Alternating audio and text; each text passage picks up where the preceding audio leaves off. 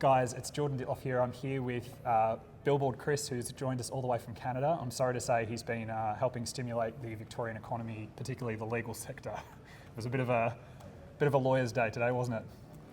Yeah, for sure. It's a bit mad. We've got, I guess, 12 lawyers there and probably more sitting behind the eSafety's team. So a lot of money being spent on legal work, but hopefully we set a precedent for freedom of speech, freedom of expression, freedom to call a man and a woman, because right now the censorship in Australia is all going in one direction only. It's going against the people who tell the truth about transgender insanity. Yeah, I totally agree, and the Libertarian Party absolutely supports the recognition of biological reality and, of course, is an ardent defender of free speech. I think, unfortunately, the reality is we've seen with the eSafety Commission, they're spending Australian taxpayers' hard-earned money on lawyers and appeals and not their own, so unfortunately they don't have those same incentives and they're just sort of throwing good money after bad. Yeah, I think they have a $41.5 million budget now, up from 11 million. I think it was 42.5. And what are they doing? This eSafety Act was originally put in place to protect children from things like sexual exploitation online, a noble cause we could all get behind. This, of course, was a Trojan horse, and what they're doing today is just censoring people whose opinions they don't like. Absolutely, absolutely. And I think that that's why a libertarian voice in the Senate is so important, because we don't just look at what the law is being justified by now or what pretext they're trotting out to support. You might have been following here in Australia, there was hate speech legislation recently passed federally that was justified on the basis of this caravan sort of terrorist threat that turned out to be a hoax, and that authorities basically knew was a hoax within hours, and yet for a week politicians at both state and federal level used it to justify a massive erosion of civil liberties. So it's pretty egregious. So if you're at all a student of history, you know that politicians never lose, they never fail to take advantage of some bad news to push their own agenda.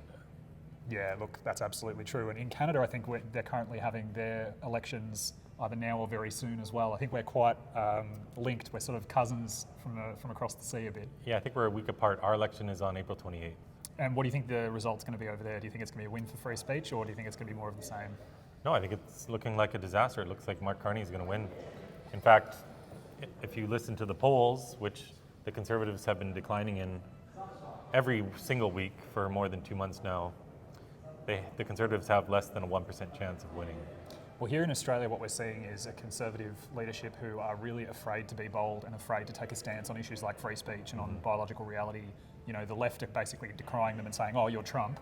And instead of saying, yeah, we're pretty good with that, they're basically hiding and sort of avoiding standing for their principles. Well, you don't need to say you're Trump. This is the thing.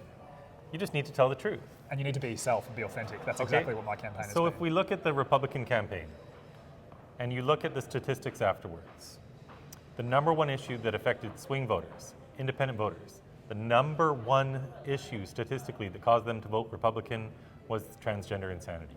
More than immigration, more than inflation, more than taxes, it was this. And there's another benefit you gain as a politician when you tell the truth about any of this.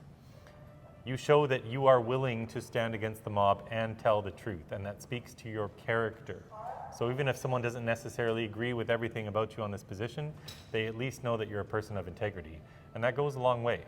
Parents just want to hear from a politician that they acknowledge biological reality, that boys are boys, girls are girls, and they want to hear that they're going to get men out of women's sports.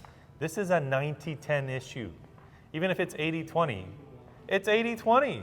Well, I need 5 to 7% of the vote here in Victoria to get a Senate seat, so that's sounding like pretty good numbers to me, mate. Welcome to Australia. I wish the circumstances were better, and I wish we'd had our authorities treating you better. Oh, but it's all good. I love this. We're in a war for sanity and for our kids. We're in a cultural war, and we need to fight. So I want to thank the eSafety Commissioner very much for this opportunity.